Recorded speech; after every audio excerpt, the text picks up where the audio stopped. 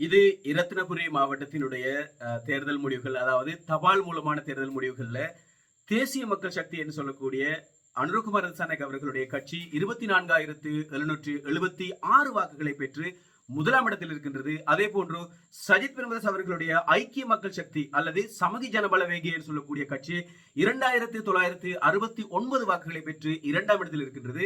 அதே போன்று புதிய ஜனநாயக முன்னணி என்று சொல்லக்கூடிய கேஸ் சிலிண்டர், இந்த வெடிக்கக்கூடிய கேஸ் வந்துட்டு 1528 வாக்குகளை இரத்தினபுரி மாவட்டத்தில் பெற்றிருக்கின்றது.